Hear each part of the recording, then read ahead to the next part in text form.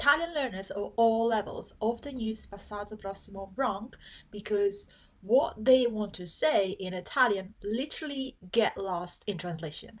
And in this video, I am going to show you some of the most confusing points about passato prossimo and how to not get confused about them anymore.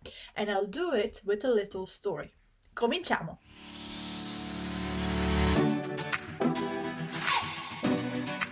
Hey, this is Ermi Pedata from thelanguagerules.com, and on this channel I'm going to show you how to learn to speak Italian using creativity, art and play.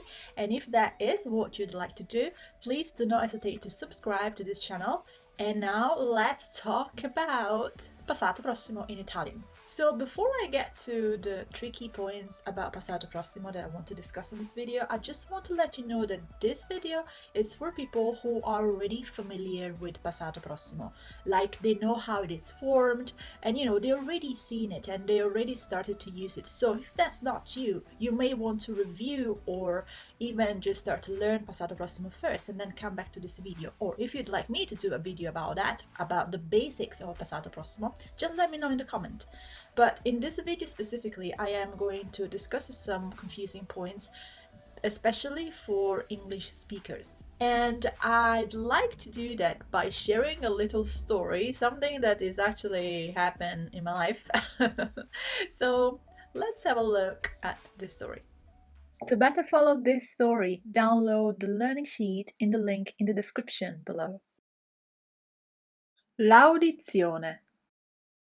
Salve, mi chiamo Ermi e mi propongo come ballerina. E da quanto tempo balla? Ah, ballo da una vita. Ballo da quando ero bambina, precisamente ballo da 20 anni, ma in realtà ballavo già nella culla, Ok, cioè ma ha studiato danza? sì, certo che l'ho studiata. Che tipo di stili ha studiato?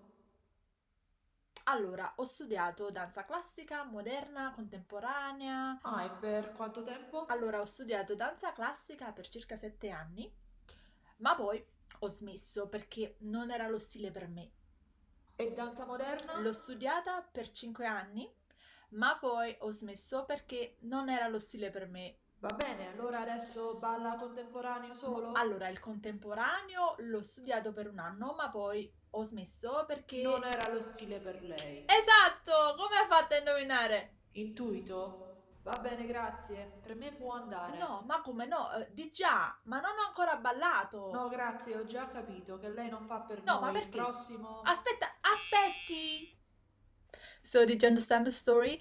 Remember, if you want, you can rewind it, and also you can download the learning sheet which has the whole transcript of the story as well as the English translation, so you can follow really well what is happening. But now let's see a few points of this story that illustrate some confusing points about passato prossimo. So let's talk about the first common mistakes that English speakers make when they use passato prossimo. Here is what you need to know. Passato prossimo is used to talk about past actions in Italian, okay? But it cannot be used to talk about action that started in the past and still continue in the present moment. Here are some examples from the story to let you understand what I mean.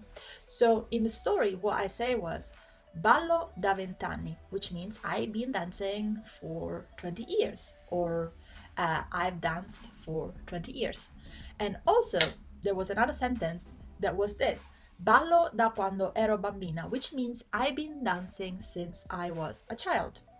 And then there was ho studiato danza classica per circa 7 anni, ma poi ho smesso, which means I studied ballet for about 5 years and then I stopped. Which ones of these 3 events that I just mentioned is a completely past event, an action that it was done and completed in the past and has no present effect?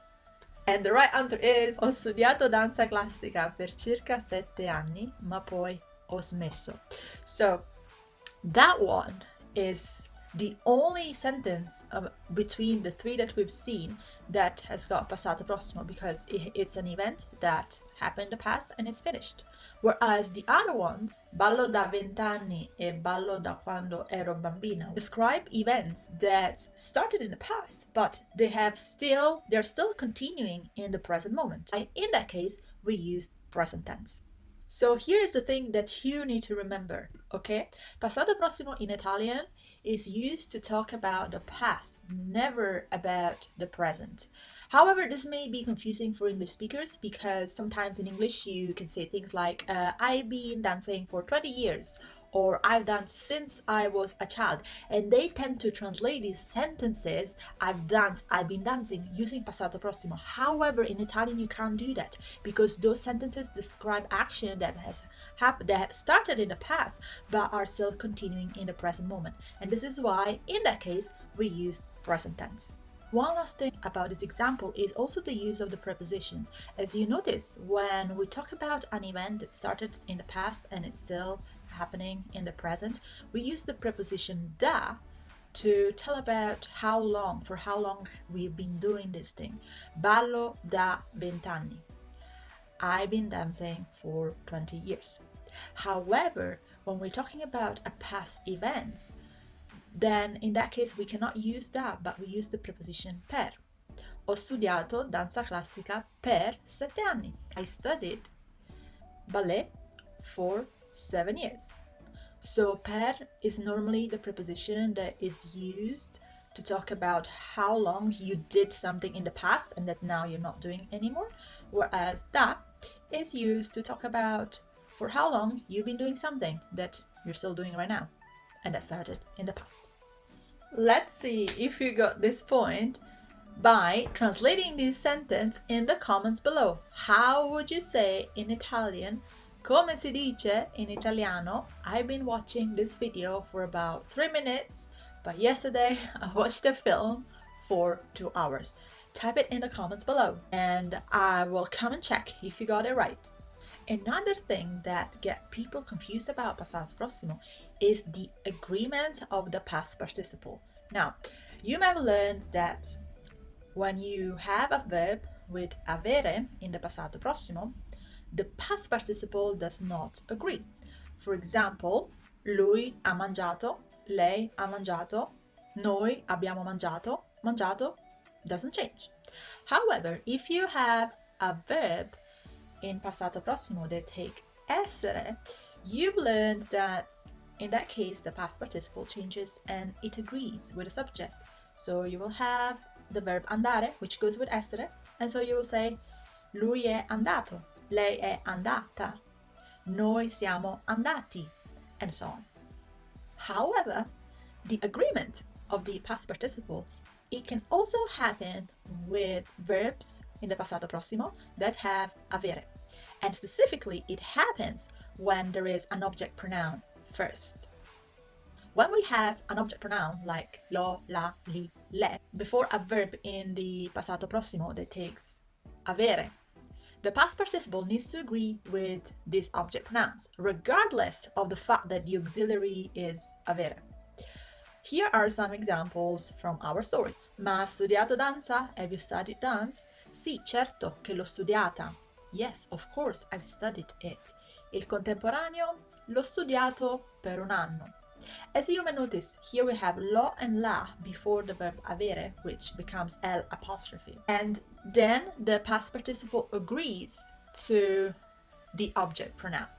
So you have the word danza, which is replaced by L apostrophe before o, l'ho studiata, and then you have studiata. You cannot say, ma ha studiato danza? Sì, certo che l'ho studiato. No, you cannot say that. Why? Because there is the L apostrophe, which basically is la, and the past participle needs to agree with that. Same thing with il contemporaneo. Il contemporaneo, masculine noun, so you say il contemporaneo, l'ho studiato per un anno. L apostrophe here actually means l'ho, and you have studiato, or past participle masculine, because it needs to agree with object pronoun that is masculine. And by the way, if you're wondering about li and le, which normally means them as object pronouns, yes, those one are also used obviously before the verb avere, but they don't take the apostrophe. In fact, you can say something like hai studiato tutti questi stili di danza? Have you studied all this style of dance? Sì, li ho studiati tutti. But you cannot say sì, li ho studiato tutti. And you cannot say sì, l'ho studiati tutti, because the li and le do not take the apostrophe. And by the way, if you're wondering about the other object pronoun, mi, ti, ci, vi, do they also follow this rule? Do you actually need to make the past participle agree with them? Good news! You actually have a choice. You can either make them agree with them or not. You can either say vi ho visti tutti, I saw you all, or vi ho visto tutti. It's up to you. And finally, let's talk about the last confusing point about passato prossimo, which is with two little words, ancora and già. So sometimes we use the passato prossimo with these two words, ancora and già. Ancora can mean yet, and già can mean already. In the story, we had the example, ma non ho ancora ballato, but I haven't danced yet. Oppure, or, ho già capito che lei non fa per noi. I already understood that you're not for us. So to talk about something that hasn't happened yet, we use passato prossimo in the negative form with ancora, as in, ma non ho ancora ballato, but I haven't danced yet. Whereas, if you talk about something that has already happened, you use passato prossimo with già. Some people get these two mixed up, but one thing that can help you memorize them is by creating a personal example with these two little words, and maybe you can make it really funny so you will not forget it. And I'd like to invite you to share your own example with passato prossimo using ancora and già by writing it in the comments below this video. And as usual, I'm gonna have a look to see what you've written. And if you're wondering about the word order, like where do I put ancora and where do I put già, well, you have two options. So option one, you can put ancora or già between the auxiliary essere o avere and the past participle. So you can say non ho ancora ballato or non ho ballato ancora. And you can also say ho già ballato or ho ballato già.